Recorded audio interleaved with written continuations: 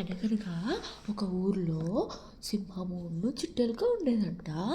అయితే సింహము ఒక చెట్టు కింద నిద్రపోతుందంట. అయితే చిట్టెలుక అదే చెట్టు పై నుండి అటు ఇటు తిరుగుతుందంట. అయితే ఒకసారి జారి పడ్డదంట సింహం పైన పడితే అప్పుడు సింహం ఏమన్నదో తెలుసా? ఓయ్ చిట్టెలుక, నువ్వేంటి నా పైన పడ్డావా? నీకు బాగైతుంది, ఎందుకు నా పైన పడ్డావు?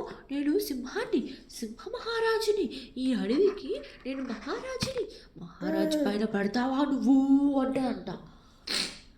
అంటే పొరపాట్లో పడిపోయాను మహారాజా, తప్పైంది, క్షమించండి అని అంటదంట ఎలుక.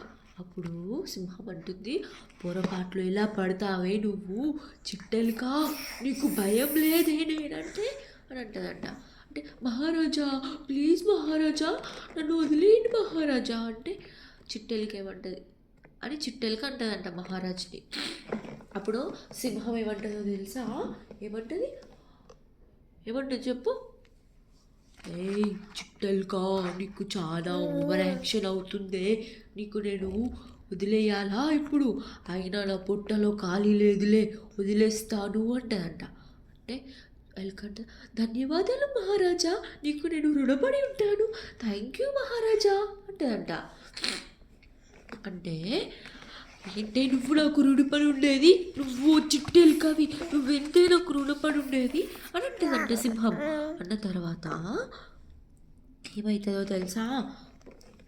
అప్పుడు నువ్వు నా ముంగటి నుండి ఒక్క నిమిషం కూడా ఉండకి, వెళ్ళిపో అని సింహం అంటదంట. అన్న తర్వాత వెళ్ళిపోతుందంట.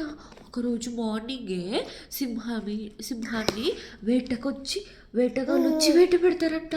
జాలీలో నెట్టులో ఇరుక్కుపోతుందంట సింహము. అప్పుడు ఏమవుతుందో తెలుసా? అప్పుడు సింహం, కాపాడండి ప్లీజ్, నన్ను కాపాడండి ప్లీజ్ అని అంటదంట. అంటే ప్లీజ్ నన్ను కాపాడండి అంటే అప్పుడు చిట్టెలుక ఏమంటుందో తెలుసా?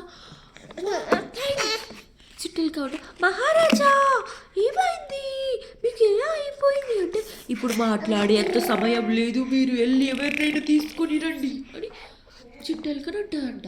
అంటే చిట్టెలుక వెళ్ళి ఎవరిని తీసుకురావాలి అర్థం కాక దానికి ఒక మంచి ఐడియా వస్తుందంట.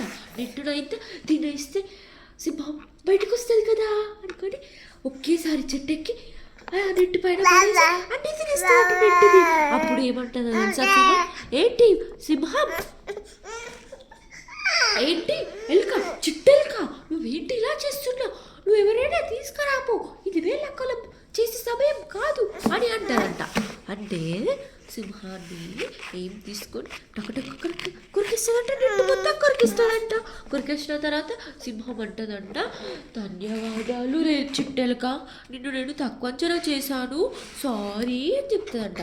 దీని నుండి ఏమర్థమైంది తెలుసా? ఎవరిని కూడా ఏం తక్కువ అంచనా వేయద్దు, ఎందుకంటే ఎవరికైనా వాళ్ళ స్పెషల్ క్వాలిటీస్ ఉంటాయి తెలుసా? నీకు తెలుసా? ప్రతి పర్సన్కి ఒక స్పెషల్ క్వాలిటీ ఉంటుంది, ఎవరిని తక్కువ చేయకూడదు కదా.